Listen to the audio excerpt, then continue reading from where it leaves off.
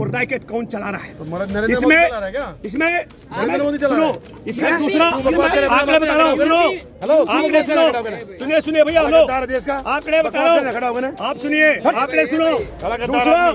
दूसरा मैं कहना चाहता हूँ 2017 में 7,712 गुम हो गई, उस पर ये गुंडा चुप रहता है। हमारे देश में हमारे देश की बहादुर बेटियां ओलंपिक पदक विजेता, और सुनो ये लोग चैलेंज कर रहा है यात्री, मैं चैलेंज कर रहा हूँ, मैं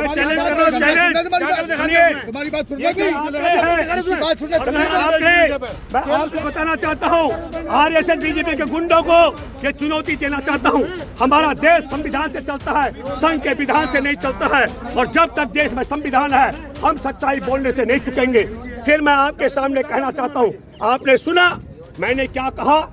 जहाँ पर यौन शोषण के खिलाफ उस पर यह गुंडा चुप रहता है। हमारे देश में राम मंदिर के नाम पर चंदा इकट्ठा करके अय्याशी का अड्डा बनाने वाले चिन्मयानंद के मामले में यह गुंडा चुप रहता है। चाहता हूँ फिल्म बननी चाहिए गुजरात फाइल बननी चाहिए, ताकि उजागर हो सके कि 2016 से लेकर 20 तक 41,621 महिलाओं को, गुजरात की बेटियों को वेश्यावृत्ति के धंधे में डालने वाली मोदी सरकार है या भाजपा की राज्य सरकार है निदेशक के पद पर। और आपको बताता हूँ प्रदीप कुरुलकर वो आईएसआई के लिए जासूसी का काम करता है, इसलिए मैं आप सबों से अपील करता हूँ 153 गांव में 14 जिलों में जो ये दावा कर रहे हैं कि 30,000 से ज्यादा महिलाएं आईएसआईएस के संपर्क में है और धर्म परिवर्तन कर दिया गया है। मैं आपके माध्यम से फिल्म को लिखने वाले, फिल्म के निर्देशक को, फिल्म के प्रचार प्रसार में जुटे राजनेताओं को सुनो, मैं आ रहा हूँ, राजनेताओं को, केंद्र की मंत्री को, प्रधानमंत्री को, मोहन भागवत के पूरे कुनबे को, अपने बाप की औलाद हो, मैं ये शब्द बोलता हूँ बुरा लगेगा आपको, अपने बाप के सच्ची औलाद हो, बस 3,000 आप 30,000 बोल रहे हो, 300 केरल के 14 जिलों में 300 ऐसे हिंदू परिवारों के नाम सार्वजनिक कीजिए जिन परिवारों की बेटी को धर्म परिवर्तन करके आईएसआईएस में शामिल किया गया हो। ये षड्यंत्र है। और मैं भूपेंद्र रावत राष्ट्रीय अपराध ब्यूरो की जो रिपोर्ट है उसके मुताबिक चैलेंज करता हूं कि 2016 से लेकर के 2020 तक मात्र 5 वर्ष के अंदर राष्ट्रीय अपराध ब्यूरो की रिपोर्ट के मुताबिक गुजरात की 41,000 से ज्यादा महिलाएं लापता हैं। और वहां का मानव अधिकार आयोग का सदस्य पूर्व आईपीएस वो चैलेंज करता है कि इन्हें सबको देह व्यापार के धंधे में धकेला गया है। लेकिन मैं इससे बड़ी और एक बात करना चाहता हूं, हमारे देश में राष्ट्रीय सुरक्षा अनुसंधान जो संगठन है DRDO, उसके निदेशक उनका नाम है प्रदीप कुरुलकर, और वो 26 फरवरी 2021 को हमारे देश में कायर सावरकर की याद में सबसे बड़े मुख्य प्रवक्ता के रूप में थे। और उसको मोदी के राज में अभी सीबीआई ने देश के साथ गद्दारी और आईएसआई के साथ में उसके लिए मुखबिरी करने, जासूसी का काम करने के मामले में गिरफ्तार कर दिया। ये आपके सामने है।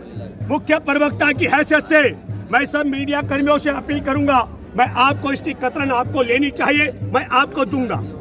अब आपको सोचना चाहिए, DRDO जैसे संस्थान का निदेशक और हमारे देश में देश का गद्दारी, अंग्रेजों के साथ वफादारी, उनके साथ उनसे पेंशन लेने वाले सावरकर के पक्ष में यह वक्तव्य देने वाला आज सीबीआई की हिरासत में है।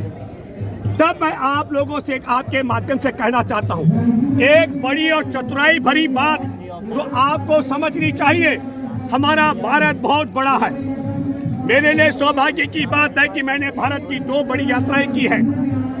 भारत के लोगों को जानते हैं आरएसएस बीजेपी के लोग कि आपके लिए सरल नहीं है यहाँ से केरल तक की यात्रा करना, इसलिए जो मर्जी झूठ है वो परोस दो। और ये कैसे झूठ परोसते? तत्कालीन मुख्यमंत्री ने क्यों ऐसा आरोप लगाया था? कौन सा आरोप? यही कहा था कि एक समय अगर ऐसा आएगा तो ये बन जाएगा, ज्यादातर परिवर्तन हो जाएगा। क्या परिवर्तन?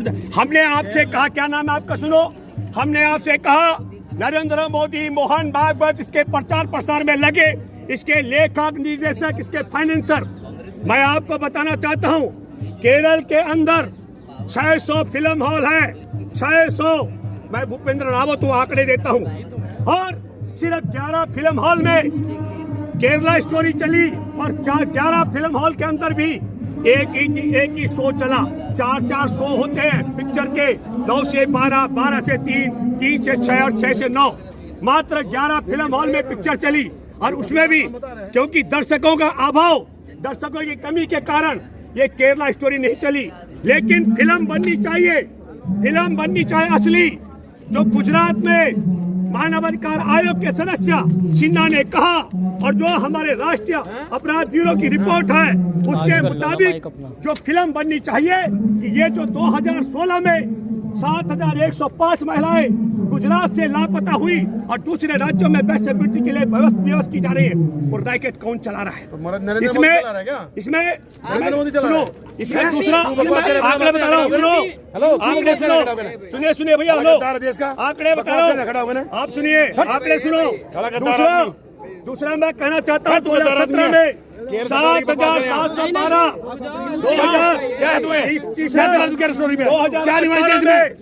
2018 में मुसलमानों ने 9,000। सुनो, ये राष्ट्रीय मानवाधिकार आयोग की रिपोर्ट है। और सुनो, ये जो चैलेंज कर रहा है आदमी, मैं चैलेंज कर रहा हूँ, चैलेंज। तुम्हारी बात सुनने की, मैं आंकड़े दे रहा हूँ। और ये गुंडागर्दी किस लिए है? ये गुंडागर्दी करनी है, सुनो, ये गुंडागर्दी करनी है तो गुजरात में जाए, और गुजरात में जो मानवाधिकार आयोग की जो उनकी रिपोर्ट है तो जाहिर करे। मैं एक बात बताना चाहता हूँ, आरएसएस बीजेपी के गुंडों को ये चुनौती देना चाहता हूँ। हमारा देश संविधान से चलता है, संघ के विधान से नहीं चलता है, और जब तक देश में संविधान है हम सच्चाई बोलने से नहीं चुकेंगे। फिर मैं आपके सामने कहना चाहता हूँ, आपने सुना मैंने क्या कहा कि मात्र 3 मामले हैं, लेकिन हमारे देश में राष्ट्रीय अनुसंधान संगठन DRDO का निदेशक ISI का एजेंट निकलता है, उस पर यह संघ का गुंडा चुप रहता है। हमारे देश में गुजरात की 41,000 महिलाएं गुम हो गई, उस पर यह गुंडा चुप रहता है। हमारे देश की बहादुर बेटियां ओलंपिक पदक विजेता यहाँ बैठी है, यहाँ पर यौन शोषण के खिलाफ, उस पर यह गुंडा चुप रहता है। हमारे देश में राम मंदिर के नाम पर चंदा इकट्ठा करके अयाशी का अड्डा बनाने वाले चिन्मयानंद के मामले में यह गुंडा चुप रहता है। और मैं जब पोल कॉल करता हूं कि भूपेंद्र रावत कहता है मोदी, अमित शाह, भागवत अपने बाप की औलाद है, 300 ऐसे हिंदुओं के नाम उजागर करे केरल में जिनकी बेटियों का धर्म परिवर्तन करके ISI में शामिल किया गया हो, मैं भी जय भाजपा कह दूंगा। 1 मिनट पहले सुनो, ये मैं इसलिए कह रहा हूँ, ये 30,000 का आंकड़ा कर रहे हैं, और मैं फिर कह रहा हूँ गुजरात की 41,621 महिलाएं पिछले 5 साल मतलब 2016 से 20 में लापता हैं। तब मैं आपसे अपील करता हूं, आप इस संघी गुंडों की अफवाह फैलाने की, अफवाह कैसे फैलाते देखो। जैसे मैं वापस आता हूं कश्मीर फाइल पर, कश्मीर फाइल के जो उसके अध्यक्ष संघर्ष समिति के संजय टिक्कू ने कहा 680 ब्राह्मणों की हत्या का मुकदमा दर्ज नहीं हुआ। गृह मंत्रालय भी जो FIR है वो 200 की है, लेकिन कश्मीर फाइल में भी हजार लोगों की हत्या का मामला दिखाया गया। और जो सच्चाई है उस पर पर्दा डालने का षड्यंत्र ये करते हैं। मैं इसलिए कहना चाहता हूँ फिल्म बननी चाहिए, गुजरात फाइल बननी चाहिए, ताकि उजागर हो सके कि 2016 से लेकर 20 तक 41,621 महिलाओं को, गुजरात की बेटियों को वेश्यावृत्ति के धंधे में डालने वाली मोदी सरकार है या भाजपा की राज्य सरकार है, इस पर फिल्म बननी चाहिए, जांच पड़ताल होनी चाहिए। और इस पूरे मुद्दे पर मैं आप लोगों से अपील करता हूं, ये झूठ फैलाने की मशीन है।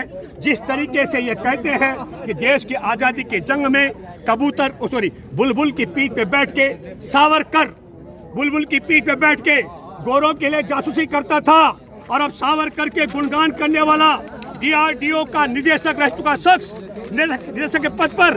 और आपको बताता हूँ प्रदीप कुरुलकर वो ISI के लिए जासूसी का काम करता है। इसलिए मैं आप सबों से अपील करता हूं, बहकाव में बिल्कुल ना आए। नरेंद्र मोदी, मोहन भागवत, मैं पब्लिक के बीच में गुजरात की 41,621 लापता महिलाओं की सूची रख सकता हूं। उनसे मैं चैलेंज करता हूं, वह केरल की मात्र 300 परिवारों की सूची सार्वजनिक करे तो मैं मान जाऊंगा कि हाँ, केरल की फिल्म या केरल हिस्टोरी में कोई दम है। धन्यवाद। Thank you sir, thank you. मैं दूसरा जिक्र